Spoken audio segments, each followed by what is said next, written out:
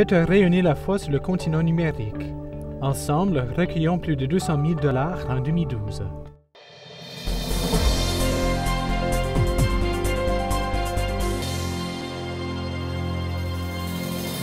Bonsoir, mesdames et messieurs, et bienvenue à Perspective.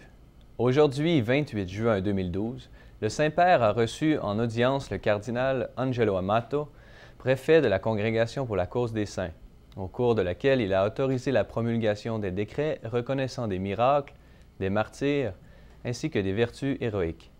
Dans cette catégorie se trouvaient plusieurs personnalités ecclésiales importantes. D'abord, la servante de Dieu, Marie du Sacré-Cœur, veuve et fondatrice des Sœurs du Cœur Immaculé de Marie au Québec et communément appelées les Sœurs du Bon Pasteur. Marie-Joseph Fitzbach naît le 16 octobre 1806 à Saint-Vallier de Bellechasse au Québec. Après une vie de mère et d'épouse dévouée, elle entre comme pensionnaire à l'Hospice de la Charité avec pour but de se rapprocher de ses filles entrées au couvent plus tôt et de finir ses jours loin du monde, dans le silence et la prière. On lui offre cependant de prendre la direction d'un refuge pour les femmes au sortir de la prison. Le 2 février 1856, lorsque le Bon Pasteur de Québec fut érigé comme communauté religieuse, Marie-Joseph prit le nom de Mère Marie du Sacré-Cœur. Elle devint la première supérieure de l'Institut le 7 février suivant pour une durée de 3 ans. La nouvelle servante de Dieu meurt le 1er septembre 1885, laissant le souvenir de son dévouement et de ses précieux enseignements. La reconnaissance des vertus héroïques est la première étape dans le processus qui mène éventuellement à la canonisation. Outre Marie du Sacré-Cœur, Benoît XVI a autorisé la reconnaissance des vertus héroïques de l'archevêque américain Fulton Sheen, très apprécié à Ciel et Lumière puisqu'il a été l'un des pionniers de l'évangélisation par les médias.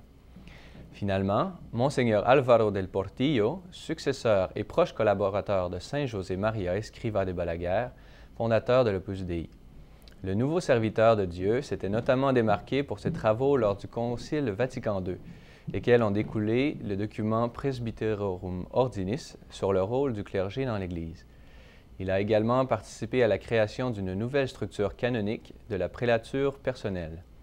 De plus, durant les 20 ans où il a dirigé l'Opus Dei, Monseigneur Álvaro del Portillo a réalisé plusieurs institutions de santé et d'éducation dans plusieurs pays tels que le Congo, le Nigeria, les Philippines, le Brésil, l'Espagne et l'Italie, parmi lesquels se trouve l'Université pontificale de la Sainte Croix à Rome.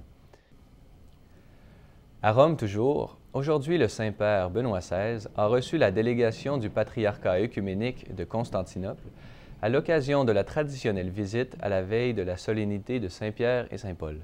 Cette célébration, a affirmé le pape, manifeste tout particulièrement les liens étroits entre Rome et Constantinople. C'est dans ce contexte qu'il a pu affirmer « Dieu nous accorde de parvenir bientôt au jour béni où nous pourrons partager la table eucharistique. Nous élevons nos voix dans l'hymne à Dieu pour le chemin de paix et de réconciliation qu'il nous donne de parcourir ensemble. » Au Canada maintenant, le diocèse d'Alexandria-Cornwall accueillera bientôt un nouvel évêque. En effet, l'abbé Marcel Danfous du diocèse de Saint-Boniface succédera bientôt à Monseigneur Paul-André Durocher à la tête de ce diocèse, contenant 29 paroisses et missions, ainsi qu'une population de quelques 55 570 fidèles. Avant sa nomination, l'abbé Danfous était recteur de la cathédrale de Saint-Boniface au Manitoba.